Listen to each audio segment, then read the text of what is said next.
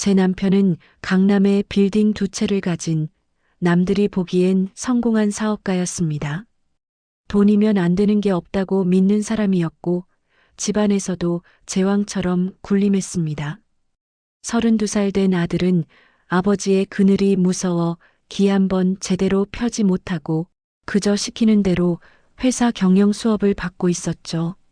그런 남편이 어느 날 아들의 배필이라며 한 여자를 집으로 데려왔습니다. 김 실장 조카인데 참하고 똑똑해. 우리 준수한테 딱이야.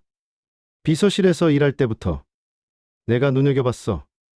여자는 28살이었습니다. 우리 아들보다 4살 어렸고 제 딸이라고 해도 믿을 만큼 앳된 얼굴이었습니다. 명문대를 나왔고 예의도 발랐습니다. 그런데 이상했습니다.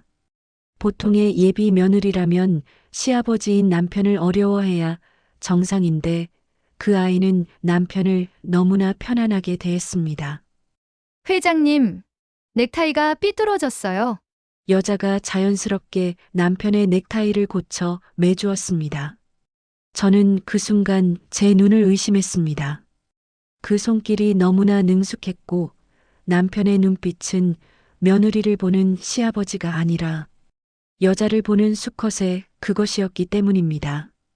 본격적인 이야기에 앞서 구독과 좋아요는 제게 큰 힘이 됩니다. 결혼 진행은 일사천리였습니다. 남편은 마치 자신의 결혼식을 준비하는 사람처럼 들떠 있었습니다. 신혼집도 남편이 정했습니다. 우리가 사는 평창동 단독주택의 별채였습니다. 가까이 살면서 경영 수업도 받고 얼마나 좋아? 별채 수리 싹 해서 들어와라. 남편의 명분이었습니다. 아들은 마지못해 따랐습니다. 아버지의 뜻을 거스르면 유산이고 뭐고 없다는 걸 뼛속까지 알고 있었으니까요. 상견례 날이었습니다. 여자의 부모라는 사람들이 나왔지만 어딘가 모르게 어색했습니다. 남편이 대화를 주도하며 그들을 압도했고 그들은 쩔쩔매며 남편의 비위만 맞췄습니다. 저는 직감했습니다. 저 사람들도 진짜 부모가 아닐 수도 있겠다. 결정적인 의심은 예단 문제로 불거졌습니다. 남편이 저를 불렀습니다. 당신, 이번 예단이랑 혼수는 신경 쓰지 마. 내가 알아서 그 아이한테 다 해줬으니까. 아무리 그래도 시어머니인 제가 골라야죠. 제 말에 남편은 버럭 화를 냈습니다. 잔말 말고 시키는 대로 해. 그 아이 취향은 내가 더 잘 알아. 속옷 사이즈부터 좋아하는 브랜드까지 내가 다 맞췄어. 그 말이 제 가슴에 비수처럼 꽂혔습니다. 시아버지가 며느리의 취향을 시어머니보다 더 잘 안다니요. 며느리의 속옷 사이즈까지 꿰뚫고 있다는 그 뉘앙스에 저는 구역질이 올라왔습니다. 저는 확실한 물증이 필요했습니다. 남편은 의심이 많은 사람이었지만 집안일이나 소소한 가전제품에는 무관심했습니다. 저는 얼마 전 입양한 반려견을 핑계로 서재 책장 한 구석에 고성능 홈캠을 설치했습니다. 강아지가 자꾸 서재 들어가서 책을 물어뜯잖아요. 감시 좀 해야겠어요. 제 말에 남편은 개새끼 하나 때문에 별짓을 다 한다며 코웃음만 쳤습니다. 그 작은 카메라 렌즈가 자신의 추악한 바닥을 비추게 될 줄은 꿈에도 모른 채 말입니다. 그날은 주말이었습니다. 남편이 결혼식 최종 점검을 해야 하니 밥이나 먹자며 그 여자를 집으로 불렀습니다. 식사가 끝난 후 아들은 친구들의 축하 전화를 받느라 테라스에 나가 있었고 저는 부엌에서 과일을 깎고 있었습니다. 그때 거실에 앉아 있던 남편이 그 여자에게 말했습니다. 김대리. 아니지. 이제 새아가라고 불러야지. 잠깐 서재로 좀 들어와 봐. 이번에 신혼집 인테리어 비용 결제해 줄 테니까. 너무나 자연스러운 호출이었습니다. 며느리에게 통 크게 돈을 써주는 시아버지, 그리고 전직 비서 출신 며느리. 업무와 집안일의 경계가 모호한 그 틈을 남편은 교묘하게 이용하고 있었습니다. 두 사람이 서재로 들어가고 문이 닫혔습니다. 저는 깎던 사과를 내려놓고 떨리는 손으로 휴대폰을 집어들었습니다. 3일 전 반려견 감시를 핑계로 서재 책장에 숨겨둔 홈캠 앱을 켰습니다. 화면 속 광경은 제 예상을 훨씬 뛰어넘는 추악함이었습니다. 서재 문이 잠기는 달칵 소리가 들리자마자 공손하게 서 있던 그 여자의 태도가 돌변했습니다. 그녀는 남편의 책상에 걸터 앉으며 교태 섞인 목소리로 말했습니다. 회장님, 아들 앞이라서 내외하느라 힘들었어요. 남편은 껄껄 웃으며 의자를 돌려 그녀의 허리를 감싸 안았습니다. 조금만 참아 씩 올리고 별채로 들어오면 낮이고 밤이고 내 마음대로 할 수 있으니까. 근데 준수 씨는 정말 아무것도 모르는 거 맞죠? 저녁 먹는데 자꾸 쳐다봐서 들킨 줄 알았잖아요. 그 놈은 겁쟁이야. 아비가 하라면 죽는 신용도 하는 놈이라고. 널 내 며느리로 앉혀놔야 내가 의심 안 받고 평생 데리고 놀지. 내 유산 챙기려면 그 정도 연기는 해야지. 화면 속에서 남편이 서랍을 열더니 인테리어 견적서 대신 현금 다발이 든 봉투를 그녀의 가슴팍에 찔러 넣어 주었습니다. 그 여자는 까르르 웃으며 남편의 볼에 입을 맞췄습니다. 자기 아들한테 껍데기만 주고 알맹이는 자기가 갖겠다. 역시 회장님은 욕심쟁이라니까. 저는 입을 틀어막았습니다. 단순히 바람을 피우는 게 아니었습니다. 남편은 자기 아들을 허수아비 남편으로 만들고 며느리가 될 여자를 집안에 가둬둔 채 이중생활을 즐기려는 근친상간에 가까운 계획을 세우고 있었던 것입니다. 내 연녀를 편하게 만나기 위해 아들을 제물로 바치는 짓, 이건 부모가 할 짓이 아니었습니다. 과연 이 선택이 맞았을까요? 다음 이야기가 궁금하시다면 끝까지 들어주세요. 손이 부들부들 떨렸습니다. 지금 당장 들어가서 저들의 머리채를 잡고 싶었지만 저는 이를 악물고 영상 저장 버튼을 눌렀습니다. 이 영상 하나면 남편을 빈털터리로 쫓아내는 것은 물론 사회적으로 매장시킬 수 있었습니다. 저는 다음 날 아들을 조용히 불렀습니다. 아들은 결혼 준비로 피곤해 보였습니다. 준수야, 이 결혼 정말 하고 싶은 거니? 엄마, 아버지가 하라시잖아요. 그리고 그 여자, 아버지 마음에 쏙 든다는데 제가 어떻게 거절해요? 저는 아무 말 없이 태블릿 PC를 꺼내 홈캠 영상을 틀어주었습니다. 이걸 봐라. 내가 결혼하려는 여자의 실체다. 아들의 표정이 일그러지기 시작했습니다.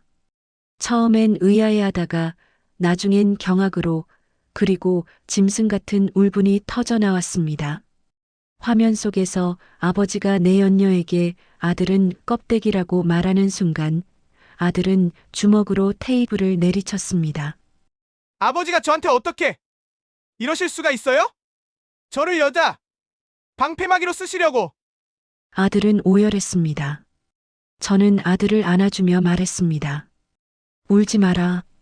지금부터 엄마가 시키는 대로 해. 우리가 가진 모든 걸 걸고 저 인간을 무너뜨릴 거야. 남편은 사업 확장을 위해 제 명의로 된 친정 땅을 담보로 큰 대출을 받으려던 참이었습니다. 그리고 법인 자금 일부를 횡령해 비자금을 조성한 정황도 포착했습니다. 저는 변호사와 회계사를 고용해 남편의 뒤를 캤습니다. 다행히 제가 30년간 남편의 회사 감사로 이름이 올라가 있어 내부 자료 접근이 가능했습니다. 결혼식 3일 전 가족 모임이 있었습니다. 남편은 기분이 최고조였습니다. 그 여자도 뻔뻔하게 예비 며느리 행세를 하며 남편 옆에 앉아 과일을 깎고 있었습니다. 이제 3일만 지나면 우리 진짜 한 식구네 준수야. 너는 참 복도 많다. 이런 여자를 아내로 맞이하고 말이야. 남편이 웃으며 말했습니다. 그때 아들이 입을 열었습니다. 네. 진짜 한 식구가 되죠.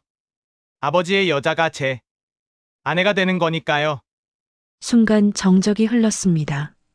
남편의 얼굴이 굳어졌습니다. 너 지금 뭐라 그랬어? 아들은 휴대폰을 꺼내 거실에 있는 대형 TV와 연결했습니다. 다 같이 보시죠. 아버지가 그렇게 아끼시는 며느리의 재롱을요. TV 화면 가득히 서재에서의 그 역겨운 장면이 재생되었습니다. 널 내 며느리로 앉혀놔야 평생 데리고 놀지. 남편의 목소리가 거실을 쩌렁쩌렁 울렸습니다. 남편의 얼굴이 흙빛이 되었습니다. 그 여자는 비명을 지르며 귀를 막았습니다. 꺼! 당장 안 꺼! 남편이 리모컨을 찾으려 허둥지둥했습니다. 저는 테이블 위에 서류 봉투를 던졌습니다. 당신이 준수 이용해서 그 여자 평생 끼고 살려는 계획 다 알았어요. 이 영상이랑 횡령 증거 내일 주주총회랑 검찰에 같이 넘어갈 거예요. 남편이 벌떡 일어나 저에게 달려들려 했습니다. 당신 미쳤어? 이게 무슨 짓이야? 하지만 아들이 남편의 팔을 막아섰습니다. 이제 더 이상 아버지에게 떨기만 하던 나약한 아들이 아니었습니다. 미친 건 당신이죠. 아들 인생 망쳐서 자기 욕정 채우려는 게 사람입니까? 아들이 소리쳤습니다. 그 여자는 사색이 되어 도망치려 했습니다. 어디 가세요? 김대리? 아니, 어머니라고 불러드려야 하나? 아들의 눈에는 도끼가 서려 있었습니다. 당신이 회사 자금 빼돌려서 이 여자 오피스텔 얻어주고 명품 사준 내역까지 다 확보했어. 배임 횡령으로 감옥 가기 싫으면 지금 당장 내 조건에 도장 찍어. 저는 미리 준비해둔 재산분할 합의서를 내밀었습니다. 강남 빌딩 2채 중 알짜배기 1채와 현재 사는 단독주택, 그리고 현금 자산의 70%를 내놔요. 싫으면 이 영상 내일 아침 뉴스에 나올 거예요. 남편은 길길이 날뛰었지만 제가 휴대폰을 들어 검찰청 민원실 번호를 누르자 꼬리를 내렸습니다. 사회적 지위와 체면이 목숨보다 중요한 사람이었으니까요.